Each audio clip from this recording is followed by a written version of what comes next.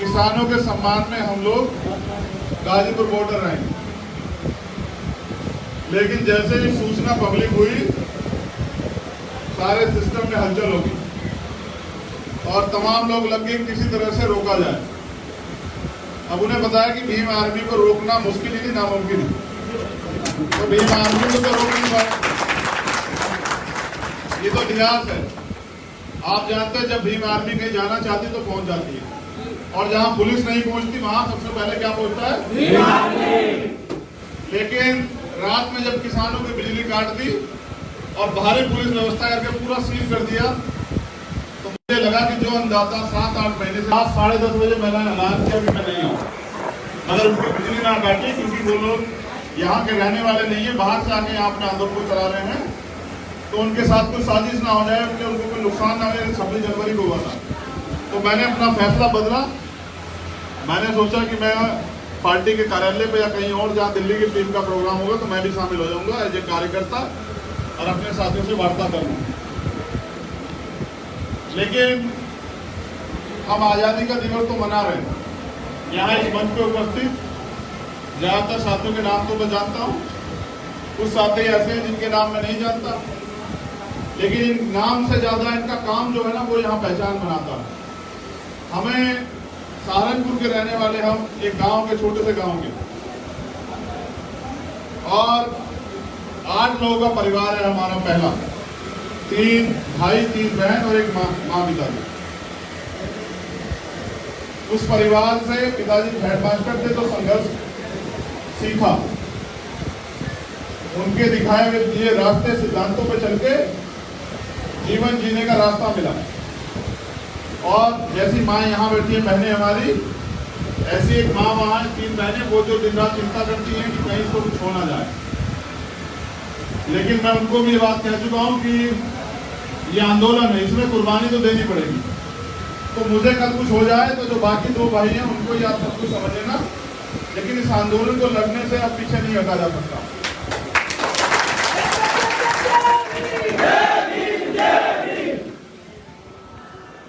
तो अभी मैं एक इंटरव्यू में बोल रहा था तो मेरे याद आ गया, अमीरों की महफिल में जब कोई गरीब बैठा होता है तो वो गरीब जो है अमीरों से अपने आप को कम आंकने लग जाता है। आपको लगता है अमीर तो बहुत पैसे वाले, इनके तो बहुत बड़े बड़े सपने होंगे, लेकिन गरीबों के भी सपने होते हैं। मैंने गरीबी देखी।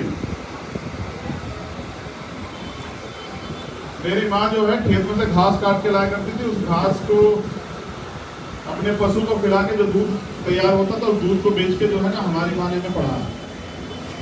हम पैसे की कीमत और गरीबी के एहसास को है जो जानते हैं बड़े करीब से। एक सरकारी नौकरी में परिवार के 6 लोगों को पढ़ाना, उनकी शादियां करना, उनके कपड़े, उनकी सुविधाएं, उनका सब चीज़ों का और रिश्तेदारियाँ, सारी चीज़ों का ध्यान जो है ना नहीं रखा जाता।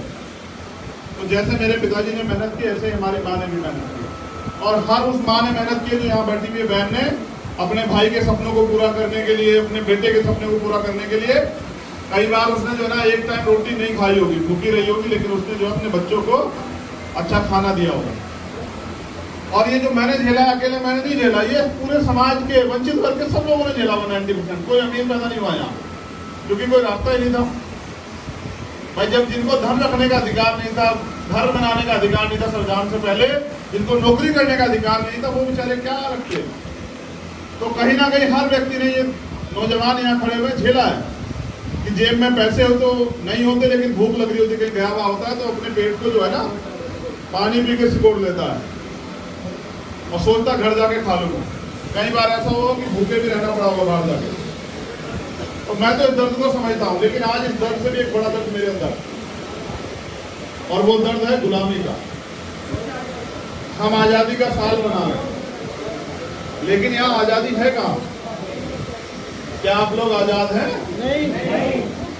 भारत में महिलाएं आज़ाद हैं? नहीं। क्या महिलाएं अपनी मर्जी से रात में घूम सकती हैं? नहीं। क्या महिलाएं अपनी मर्जी से अपना पति चुन सकती हैं? नहीं। क्या महिलाएं अपनी मर्जी से अपना प्रोफेशन चुन सकती हैं? नहीं।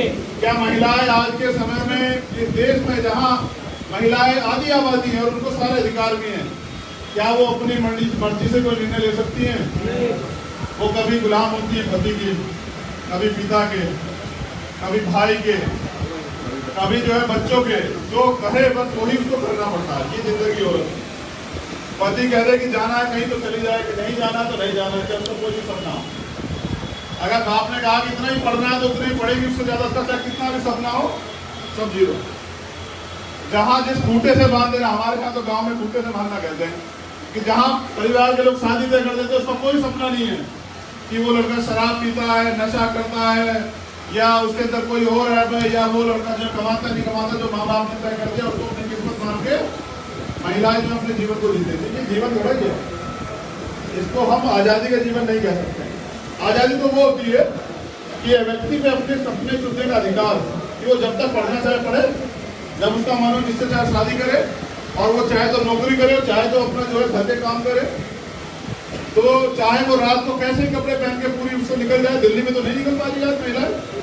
अभी एक महीने में, एक महीना नहीं हुआ, 2 बच्चों के साथ जो हादसा हुआ दिल्ली के अंदर, तो दिल्ली की सड़कें जो है चीख रही है। 9 साल की बच्ची, 6 साल की बच्ची। अरे मैं समझता हूँ सब परिवार वाले, सबके बहन बेटियां के ये क्रूरता वाली मानसिकता बहन बेटे के प्रति कहाँ से आ गई है।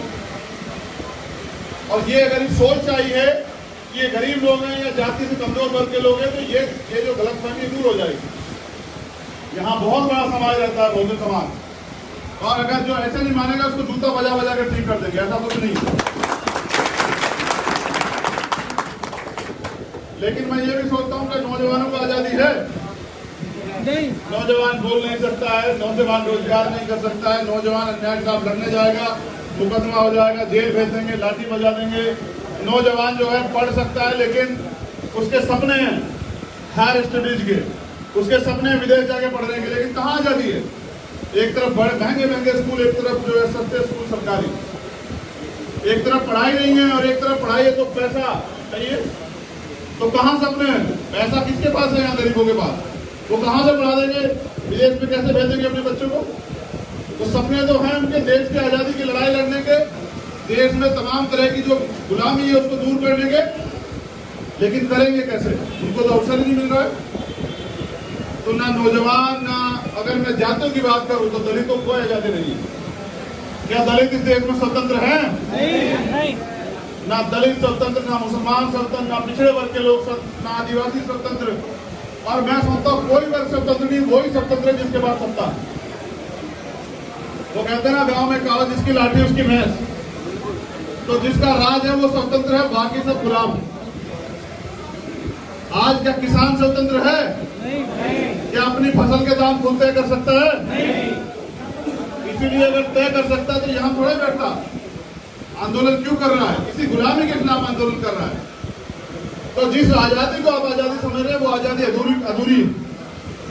देश की जनता भूखी है, ये आजादी अधूरी, क्योंकि इस देश में 84 करोड़ लोग आज भी सरकार सस्ता राशन देती है तो वो अपने घर में रोटी खाते हैं। और ये 84 करोड़ लोग लगभग जो है ना, भारत की 60% आबादी है, 60 से भी ज्यादा।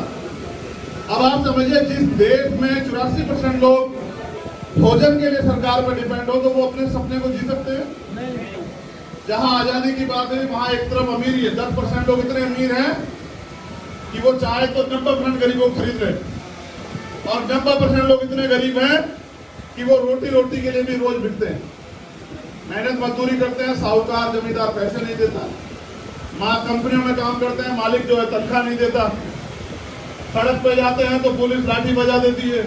कोरोना काल आप लोगों ने देखा, कहते हैं व्यक्ति की आजादी कोई बोल नहीं सकता, कोई सड़क से निकलता था, सरकार के लोग बिना मास्क लगाए जाए, पुलिस बिना मास्क लगाए जाए, लेकिन अगर आम आदमी चला जाए तो 2000 रुपए का चालान। ये आजादी नहीं। आजादी तब होगी जब इस देश में रहने वाले किसी व्यक्ति को भी समान अधिकार मिलेंगे, वो अधिकार जो भारतीय संविधान उनको देता है। 70 साल की आजादी में मिला क्या? आज हमारे लोगों को सोचना चाहिए। जो अधिकार हमें भारतीय संविधान ने दिए वो भी नहीं मिले, अपनी मन मर्जी के अधिकार तो भूल ही जाओ। तो मैं समझता हूं कि यहाँ बहुजन समाज के का एक बड़ा परिवार बैठा हुआ है। दिल्ली हमारी जो है ना, ये दिल्ली है जहाँ सब कुछ चलता है,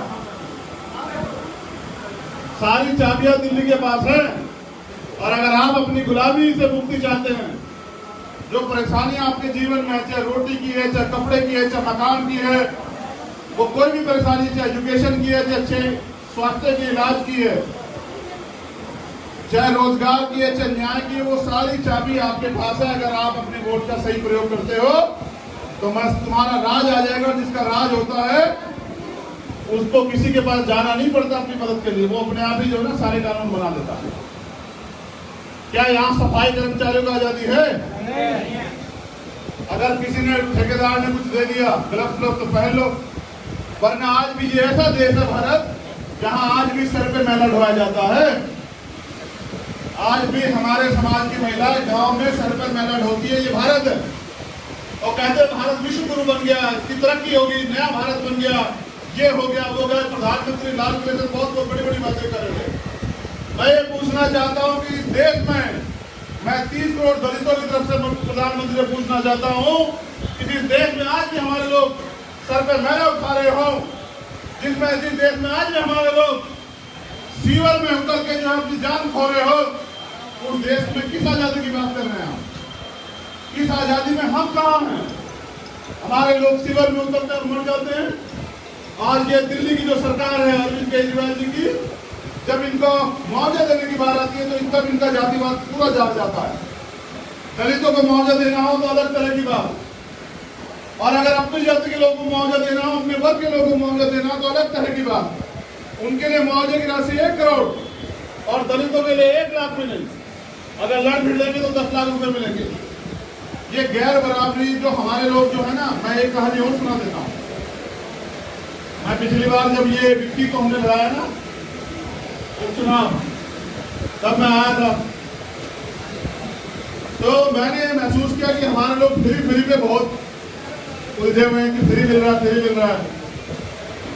आजकल एक फेसबुक पे पुरानी वीडियो दिखा रहे हैं, वो कोई पिक्चर है, कोई ठाकुर वाली पिक्चर, मुझे तो पता नहीं कौन सी है वो है, शायद वो बिको है आज का अर्जुन है। उसमें वो दिखाते हैं ठाकुर आगे कहता है सुनो आपको सबको खाने के लिए अनाज मिलेगा, सब खुश हो जाते हैं। वो उसका साथी कहता है कि इनकी जमीनों के अंगूठे लगवा ले, कह रहे नहीं, पहले इनको हमारे गुलाम हो जाने दो, जब ये हम पे निर्भर हो जाएंगे, गुलाम हो जाएंगे, काम करना छोड़ देंगे, तब फिर इनकी जमीनों के भी अंगूठे लगा देंगे। जो फ्री देते ना, जियो ने भी फ्री दिया था, आपको याद है? आपको जियो का फोन फ्री लो, नेट फ्री लो, कनेक्शन फ्री लो, और बाद में आज इनका भी पैसे ले रहा है।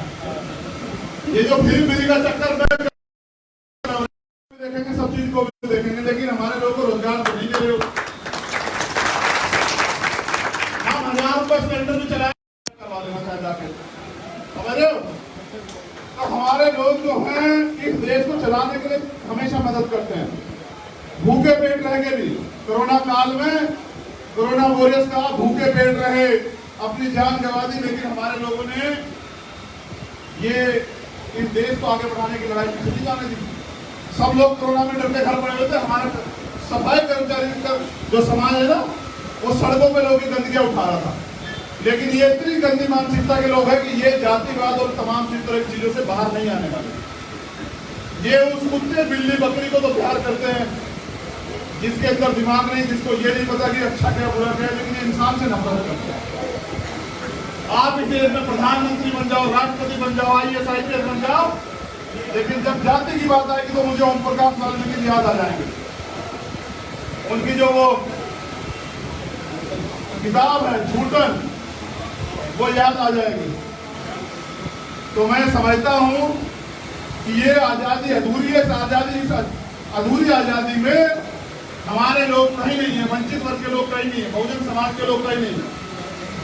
लेकिन ये भी एक सत्य है कि हम वो लोग हैं जो धरती का सीना चीर के, जो पहाड़ का सीना चीर के रास्ता बनाते हैं और धरती का सीना चीर के फसल उगाते हैं। हम किसान हैं, मजदूर हैं। हम अपनी ताकत को अगर भूल जाएंगे तो फिर हम कल वही हो जाएंगे जो ठाकुर चाहता है। क्या चाहता है ठाकुर? गुलाम होना है। इसलिए इस अधूरी आजादी में हमें अपनी आजादी के बारे में भी सोचना चाहिए। मैं पूछना चाहता हूं कैसे आजादी? दिल्ली में आप निकल के देखिए, लाखों लोग जो सड़क पे सोते हैं रोज, इसे आप आजादी कहते हैं? लाखों लोग गुरुद्वारे, मंदिर, मस्जिद के सामने लेटे रहते कि उनको भोजन मिलेगा। इसे आप आजादी कहते हैं? एक तरफ अमीर का कुत्ता भी जो है वो एसी में सोता है, वो उसके लिए दूध जो है पैकेट में आता है, फ्रिज में ठंडा होता है। एक तरफ ये देश का बहुजन समाज है जो रोटी के लिए भी जो है संघर्ष करते हैं। सुबह उठकर बोलते हैं कि आज परिवार को रोटी कैसे मिलेगी। तो ये स्वाभिमानी समाज है, ये हाथ नहीं बढ़ाता, ये भीख नहीं मांगता, लेकिन मेहनत जरूर करता है और मेहनत करके अपने बच्चों का पेट जरूर पालता, किसी के ऊपर निर्भर नहीं होता। लेकिन मैं फिर आपसे पूछना चाहता हूँ कि क्या ये आप इस आजादी में खुश हैं? नहीं। क्योंकि मैं काशीराम साहब की कहानी जो है आपको सुनाना चाहता हूँ, और इसलिए मैं आपसे पूछ रहा हूँ कि ये जो अधूरी आजादी है, क्या तिरंगा ऐसे उठा के और नारे लगा के भारत माता की ये आजादी होती है? नहीं। मैं लिख के लेता हूँ 90% लोगों को ये नहीं पता कि तिरंगा में सबसे ऊपर वाला रंग कौन था, समझ रहे हो? और आए एक दिन मनाते हैं आजादी, भारत माता की जय, भारत जिंदाबाद, तो खुश हो जाते हैं। और 354 दिन क्या करोगे? 364 दिन क्या करोगे? 364 दिन एक दिन की आजादी में खुश होने वाले लोग क्यों नहीं याद रखते कि हमें 364 दिन फिर अपनी उसी छोटे छोटे घरों में अपना जीवन जो है वो गरीबी का, मुफलसी का, बेरोजगारी का, अन्याय, अत्याचार, भ्रष्टाचार की राजनीति के खिलाफ वहीं सड़ सड़ के अपने जीवन को व्यतीत करना है। ये बताओ, अपने घर का इतिहास सब लोग चेक करो, कितने लोग आपके घरों में होंगे, घर में जिनको इलाज नहीं मिला होगा, अच्छा आपके घर में पैसे नहीं होंगे, उनकी जान चली गई होगी। कैसी आजादी? एक तरफ अमीर लोग प्राइवेट हॉस्पिटल में इलाज कराते, एक तरफ गरीब जो है वो सड़कों में मर जाता है। ये वो देश है, ये हमारा देश, हम गर्व करते हैं। अगर ये वो देश बना दिया राजनीतिक व्यवसायी लोगों ने कि हम बहन जो है वो अस्पताल के बाहर जो है बच्चे को जन्म देती है और वो बच्चा सड़क पर मर जाता है। यहाँ लाश ले जाने के लिए एम्बुलेंस नहीं होती, रेड़ों पे, कंधों पे, साइकिल पे, मोटरसाइकिल पे। क्या वो भारत बना दिया राजनीतिक व्यापारियों ने, आरएसएस, कांग्रेस, बीजेपी के एजेंटों ने, कि हमारे लोग जो है ऑक्सीजन के कमी कारण मर जाते हैं। अमीर लोगों ने सिलेंडर रख लिए घर में, और गरीब कहाँ जाए? गरीब सिर्फ रोता है। यहाँ जब हाथरस होता है, बहन मनीषा के साथ जुल्म जाती होती है, यहाँ जब ये इसमें नगला में, नागल में 9 साल की बच्ची के साथ हमारी बहन के साथ जुल्म जाती होती है, यहाँ एक और त्रिलोकपुरी में हमारे आंसू भी नहीं सूखे, यहाँ हमारी 6 साल की बच्ची का जिंदगी होती है, और हम ये सोच रहे हैं कि हम बहुत बड़े स्वाभिमानी लोग हैं, गले में बड़ी बड़ी माला पहन के, अच्छे अच्छे कुर्ते डाल के, ऐसे कॉलर ऊपर करके घूम रहे, सोच में आजाद है। हाल ये है कि वो जो पिंजरा आपने देखा ना कि एक तीतर, हमारा तीतर कहते हैं, आप क्या कहते हैं मुझे तो नहीं पता। एक तीतर, एक शिकारी जो है तीतर पाल लेता है, उस तीतर को खूब खिलाता पिलाता है, फिर जंगल में ले जाता है, बाकी तीतरों को लेता है, वो जिसको दाना खिलाया है उसे फिर उठाता है और जाके अंदर बिठा देता है। हमारे लोगों को शिकार करने के लिए हमारे लोग उठाए हुए। वो जो काशीराम साहब की कहानी सुना रहा था ना गुलामी के खिलाफ, वो भी सुन लो। काशीराम साहब एक बार एक रास्ते से गुजर रहे थे और एक छोटे से गड्ढे में 4 छोटे छोटे कुत्ते के पिल्ले जो पड़े हुए थे। अब वो जो 4 कुत्ते के छोटे छोटे पपी पिल्ले जो पड़े हुए थे, उनमें से एक निकलने का प्रयास कर रहा था। काशीराम साहब ने उसको देखा और हाथ से निकाल दिया और आगे चलते हो गए। जब निकाल दिया और चलते हो गए तो उनके बाकी साथी पूछने लगे कि साहब वहां तो 3 समझ गुलामी को ही अपने जीवन का अच्छा समय समझ रहे हैं, वो निकलना नहीं चाहते। अगर मैं उनको निकाल भी दूंगा तो वापस चले जाएंगे, लेकिन जो निकलने का प्रयास कर रहा था इसको मैंने निकाल दिया, ये उसके आसपास भी नहीं जाएगा। और बाकी जब उनमें से कोई निकलने का प्रयास करेगा तो मेरे नजर कोई और व्यक्ति आएगा, वो उसमें से किसी को निकाल जाएगा। मेरा कहना आपसे ये है कि अगर आप इसे आजादी मांग रहे तो ना निकले, फिर तो आप इसी जीवन में जीत रहे हैं। और अगर आप इसे गुलामी समझते हैं तो इस गुलामी को काटने के लिए कुर्बानी देनी पड़ेगी समाज को। इस गुलामी को खत्म करने के लिए लड़ना पड़ेगा, घर से निकलना पड़ेगा और आंदोलन में भागीदारी अपनी करनी पड़ेगी, तब जाके गुलामी कटेगी। क्योंकि हमारे लोग सोचते हैं, हमारे लोग तो भगवान और भाग्य के भरोसे इतने बैठे हैं, उनको सोचता है कोई पूरे सोचते हैं कोई भगवान आएगा, गुलामी काटेगा, तुम्हें आज़ादी का जीवन मिल जाएगा, तुम अपने घर पे रहना और तुम्हारा काम हो जाएगा। देखो ना तो भाग्य कुछ होता है, जिनके हाथ नहीं होते उनका भी भाग्य होता है, ना तो भाग्य नहीं होता ना भगवान नहीं होता। अच्छे कर्म ही आदमी को आगे बढ़ाते हैं, अच्छे कर्म ही आदमी को डुबा देते हैं। अगर मैं कहीं भगवान को ढूंढता हूँ तो जाता हूँ अपने घर, अपनी माँ के पैर छूता हूँ, मुझे भाई भगवान नजर आता है, उसके अलावा नहीं भगवान नहीं नजर आता।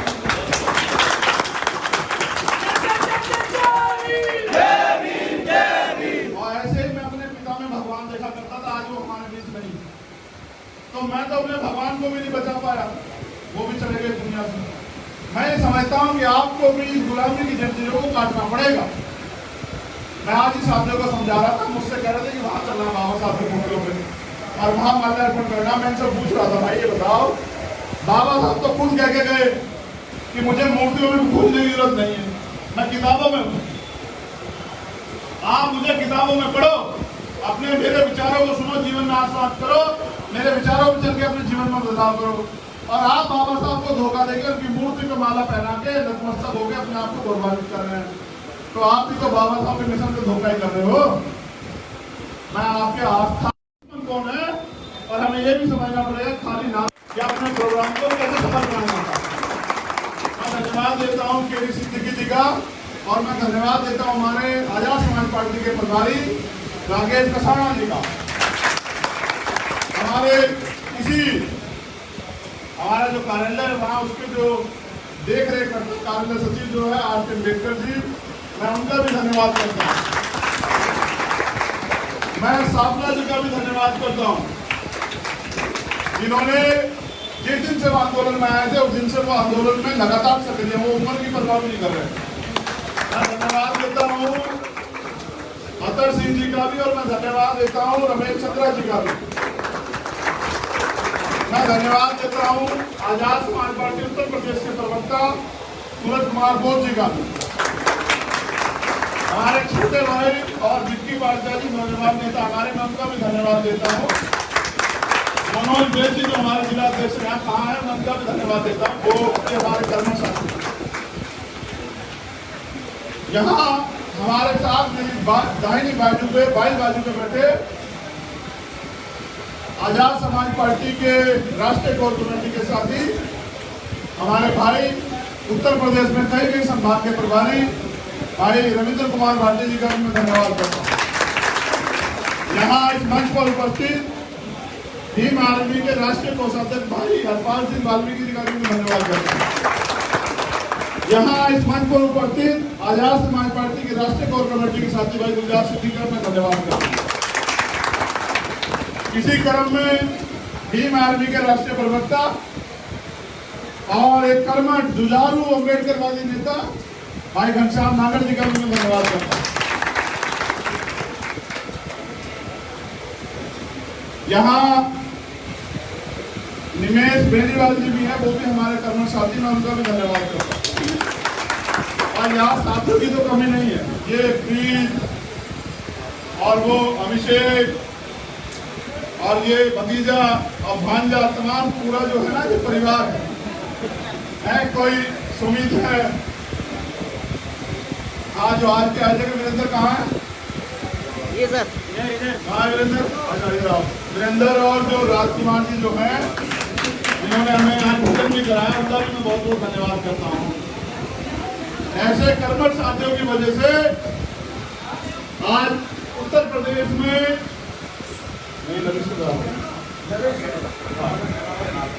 हाँ जनार्दन, हाँ और ये नरेंद्र वाल्मीकि, नरेंद्र और ये किसका कह रहा हूँ, रोहित, आप सबका भी मैं धन्यवाद करता हूँ, हर एक कार्यकर्ता पदाधिकारी का।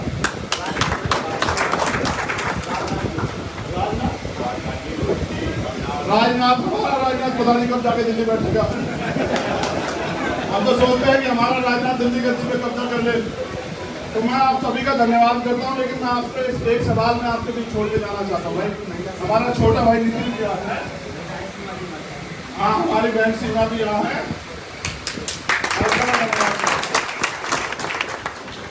और ये हमारा छोटा भाई जो है समीर भी यहाँ है, मैं उसका भी धन्यवाद करता हूँ।